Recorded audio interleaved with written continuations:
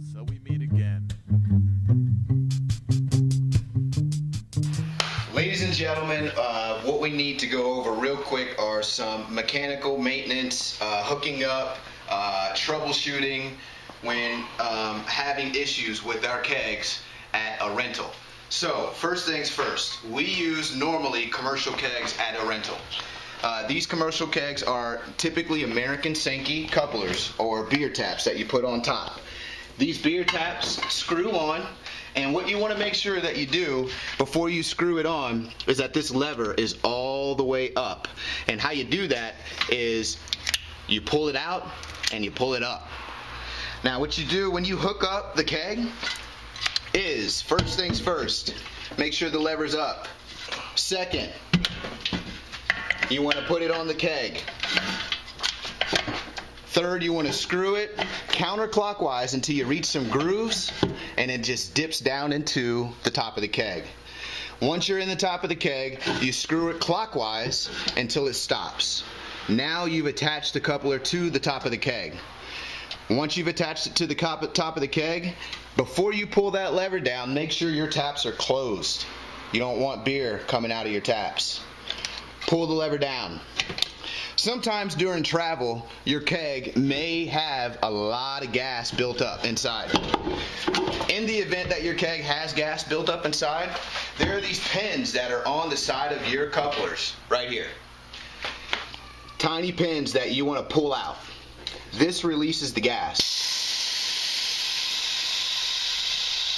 Once that gas is completely released, there is no more pressure in your beer line. What you do then, just to guarantee that there's no pressure in your beer line, come over here and take a cup, go to your left-hand milk stout tap, do a little pour. You should have very, very little pressure. Once you realize that there's no pressure, go ahead and go to your regulator side, and on your regulator side, you have these gauges here. Whatever gauge that's going to your milk stout, you want to give that 1/8 of a turn. You never want to turn more than 1/8 of a turn, or else you're going to add too much pressure to your keg. Go ahead and give that 1/8 of a turn, and then once you do that, your pressure should be regulated. Go to your tank one more time, release your pressure, and then you should be ready to pour beer. At first it's going to pour real slow, and that's fine, because what you don't want is a really heady beer. So as the pressure builds up, what's going to end up happening is it's going to come out even more. And if you find yourself that this trickle isn't good enough, close the handle. Let the pressure build up even more, and then wait maybe 10 seconds, open your handle again, and you got a fabulous pour.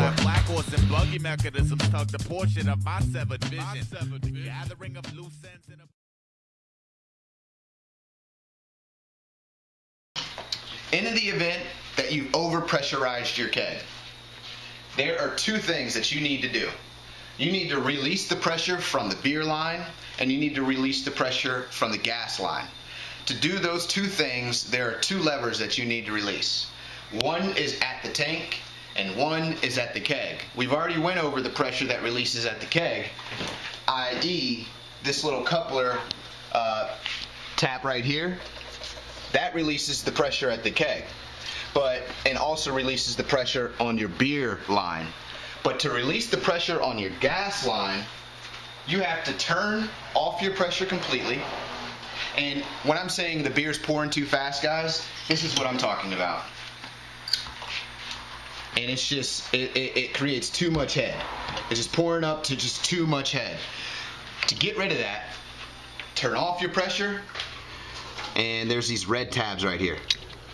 You release that tab until it goes down to 0.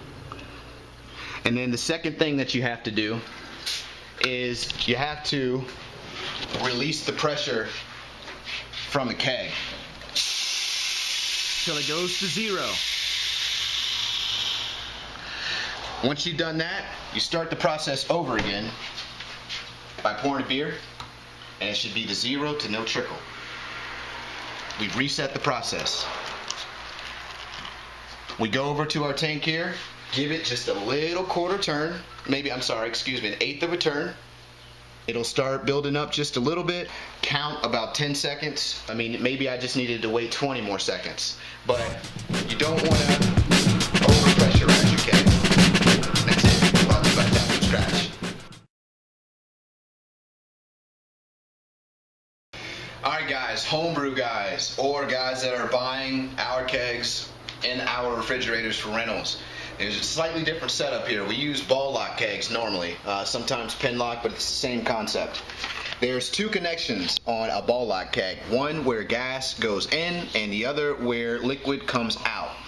In the event that you don't know which is which, what you need to do is open this up, and I have beer and it's pressurized so I'm not going to, and find where the dip tube goes straight to the bottom. That is your beer out. Label that so you never get confused again. Otherwise, you're going to find yourself putting on a ball lock connection that doesn't fit, and you're going to force it, and it's going to be a pain in the ass to get off. So try to get that right the first time. Second, there's a little pin that typically comes on the top of a ball lock keg that releases the pressure. So in the event that you have too much pressure in your ball lock from, i.e., driving it all the way to the event, release the pressure before you put it in your refrigerator. Anyway, gas in on this side. You pull this up and you push down, then you release it down. If it doesn't release all the way down, push down and then take your outside fingers and push the outside down. So I pull up, push down, make sure it's in. The second thing is and that's always gray. Gas is gray. GG, gas gray. Beer is black, BB. You know, I guess a home brewer was a genius when they made up the different lines that you wanted for your beer. So here's our black for beer. We put that on this one. I lift up, I push down, it goes in. Most of the time. And so this is a great example of when it won't go down, the outside part. So I push down and I push on the outside parts of these rings. Hold on.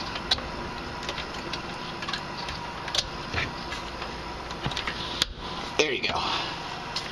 So it pushed down finally. So here, release the pressure again, and then come over to your trusty regulator. Make sure that it's turned down to 0. And what you have here, this is our first gauge for our blonde. It's down to 0. I've opened my valve so I know that if I were to turn on gas, it's going to go to my tank. I take my tap, make sure nothing comes out. What I've done is just purge the line. So I've emptied out any gas whatsoever. And what I do for homebrew is I keep this on, this tap open. You do not need nearly as much pressure for a homebrew keg as a commercial keg. A homebrew keg runs at about 1 to 2 psi, if that. So I turn it up to 1, and then I say, oh shit, I turned it too high, and it goes to 5. So then I turn this off right here, and I say, oh, I don't want it that high. I come back into my refrigerator, I pull my tab to release all the pressure. All the pressure's gone, and I start over again, because I didn't get it at 1. So I go to 1. Turn it up to 1 psi. Boom, it's there. I want that pour out of a homebrew keg, because it doesn't take very much pressure to pour. And honestly, that's the kind of pour that you want. Stop it, count to about 10 seconds. 9, 10. And that's about what you want. Usually I'm at the bottom of the sea dormant, but every now and then I'm called upon to torment. So I emerge, feel the reason the sun surge with power, then prepare to tear and devour. And after that's understood, I let my sounds blare like Underwood. After this, lightning and thunder could crash in the sky and project down to the terrain. The heat makes blood bubble in your veins, force of energy channeled